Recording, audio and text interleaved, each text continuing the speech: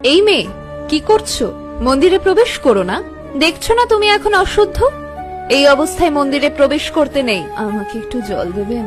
খুব কষ্ট হচ্ছে, পেটে যন্ত্রণা করছে। অন্য কোথাও গিয়ে জল চেয়ে নাও, মন্দিরে প্রবেশ করো না।